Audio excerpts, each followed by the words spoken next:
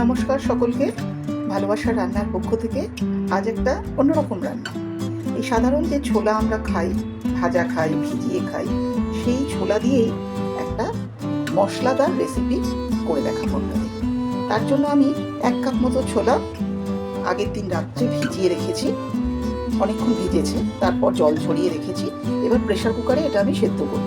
এর সাথে আমি তেজপাতা দেবো, দুটো ছোট ছোট আলু দিয়েছি গোটা কেটে নিয়ে, 3-4টে ছোটো এলাচ, 4-5টা লবঙ্গ, 3-4 টুকরো ছোটো ছোটো দারচিনির টুকরো, কয়েকটা গোলমরিচ, এইগুলো দেবো। এর সঙ্গে অল্প করে নুন, হলুদ আর একটু তেল দিয়ে আমি সেদ্ধ করব।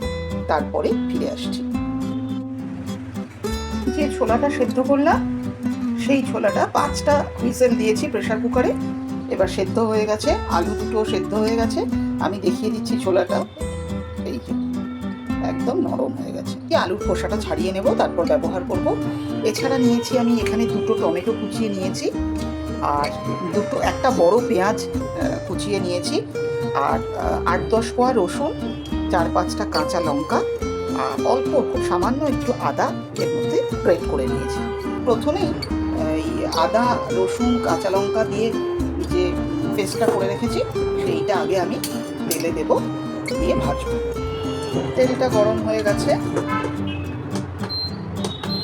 আমি আঁচটা কমিয়ে দিলাম, কারণ এই রসুনটাকে আমাকে একটু অল্প আঁচে একটু ভাজতে হবে। আমি রসুন এমনিতে কুচিয়ে দিই, কিন্তু এমনি যখন কুচিয়ে না দিই, গ্রেট করে দিলেও বা বেটে দিলেও রসুনটা আমি আগে দিই, দিয়ে অল্প আঁচে একটু রসুনটা বেশিক্ষণ সময় নিয়ে ভাজি। আমার মনে হয় তাতে তেলের মধ্যে রসুনের গন্ধটা বেশ ভালো মতো যায়। রসুনটা ভেজে নিই। রসুন, আদা আর কাঁচা লঙ্কাটা মোটামুটি ভাজা হয়ে গেছে। এবার আমি পেঁয়াজটা দিয়ে দেবো। এবার পেঁয়াজটা দিয়ে এটাকে ভালো করে ভাজবো। আচ্ছা, এই পেঁয়াজটা ভাজা হতে হতে আমি এখানে সেদ্ধ ছোলা থেকে 2 চামচ ছোলা তুলে রেখেছি। এটা আমি একটু মিক্সিতে হালকা করে একটু ঘুরিয়ে নেব, আর আলু দুটো পরে ব্যবহার করছি। পেঁয়াজটাও রসুন আদার সাথে মোটামুটি ভালোই ভাজা ভাজা হয়ে গেছে। এবার আমি এখানে বেসিক যে মশলা রোজকার সেইটা দেবো। 1 চামচ হলুদের গুঁড়ো দিলাম, আর এখানে লঙ্কার গুঁড়োটা আমি এখন ব্যবহার করব না, এটা শেষে ব্যবহার করব। আর এখানে ধনে জিরের গুঁড়ো দেবো না, এখানে একটু গরম মশলা দেবো, একটু গোলমরিচ দিলাম, আর এখানে আমি একটু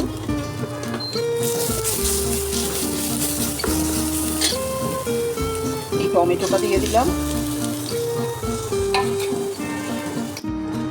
এই দেখুন, ছোলার তরকারিটা হয়ে গেছে।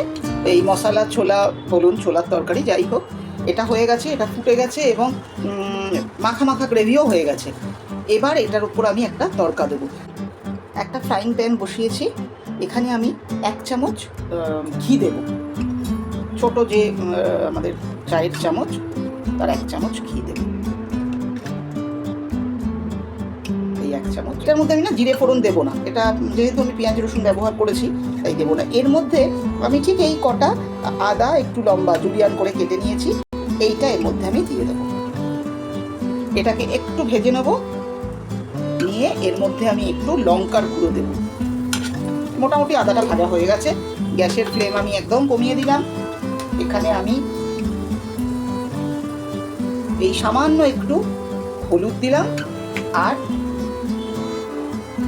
আর একটু লঙ্কা দেবো। এটা দেব, চামচটা খুবই ছোট, একটু দিয়ে দিলাম। এইটা দিয়ে আমি এটাকে একটু ভেজে এই তরকাটা ওটার মধ্যে দেবো। এইটাই হলো কারণ, আর কিছু না, তাহলে একটা কালার আসবে।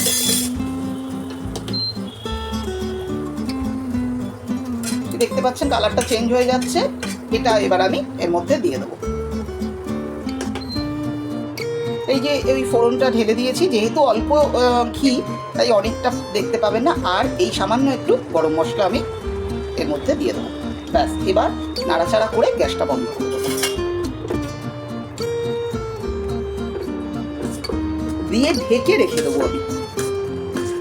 আপনারা এটা নিজেরা, আমি ব্যক্তিগতভাবে রিকোয়েস্ট করছি, আপনারা নিজেরা এটা করুন। গ্যাস বন্ধ করে দিলাম, ঢেকে দিচ্ছি। এবার নিজেরা এটা করুন, এত সুন্দর খেতে, নিজেরই অবাক লাগবে। দেখবেন এই সাধারণ একটা ছোলা, যেটা আমরা ভাবি না এটা দিয়ে এত কিছু করা যেতে পারে, এটা এমনি বাটিতে নিয়ে চামচে করে বসে অসময়ে বসে খান, এমনি খান, রুটি দিয়ে খান, পরোটা দিয়ে খান, ভীষণ সুন্দর খেতে। এর মধ্যে একটা এত সুন্দর গন্ধ না, তাই এটা আমার রিকোয়েস্ট, আপনারা সবাই করুন, করে আমাকে নিশ্চয়ই কিন্তু মতামতটা জানাবেন কেমন লেগেছে আপনাদের। সকলে ভালো থাকুন, নমস্কার। এই দেখুন আমার মশালা ছোলা বা ছোলা মশালা যাই বলুন, সেটা আমার রেডি। আমি গার্নিশ করে দিয়েছি পেঁয়াজ আর টমেটো দিয়ে। আমি এখানে আদাটা ঘি দিয়ে তড়কা দিয়েছি, ঘি দিয়ে আদাটা ভেজে শুকনো লঙ্কার গুঁড়ো দিয়ে তড়কাটা দিয়েছি। আপনারা মনে করলে ঘি নাও দিতে পারেন, আপনারা সেখানে তেল দিয়েই দেবেন, আদাটা দেবেন। তাহলে সেক্ষেত্রে না এই শেষে এটা রান্নাটা কমপ্লিট হয়ে গেলে গ্যাসটা বন্ধ করে এক মুঠো ধনেপাতা ভালো করে কেটে ধুয়ে পরিষ্কার করে এর ওপরে দিয়ে নাড়াচাড়া করে ঢেকে রাখবেন। ধনেপাতার গন্ধটাও এর সঙ্গে ভীষণ ভালো যায়। যেটা পছন্দ হয় ঘি দিয়ে তড়কা দেবেন, তাহলে আর ধনেপাতা দেওয়ার দরকার নেই, একটু গরম মশলা যাবে। আর যদি ধনেপাতা দেন তাতে গরম মশলা দিয়েও কিন্তু ধনেপাতাটা দিতে পারবেন, খুব ভালো গন্ধ বেরোবে। ভালো করে নেড়ে চেড়ে ঢেকে রাখবেন, ধনেপাতাটা দিয়ে ফোটাবেন না, তাহলেই রেডি। আপনারা সকলে এটা তৈরি করুন, খেয়ে দেখুন, ভীষণ ভালো টেস্ট হয়। এটা শুধু মুখে খাওয়া যায়, রুটি পরোটার সঙ্গে খাওয়া যায়। খেয়ে দেখুন, আর কেমন লাগলো নিশ্চয়ই আমাকে জানাবেন।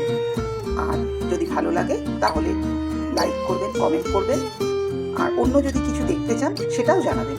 সকলে ভালো থাকুন, নমস্কার।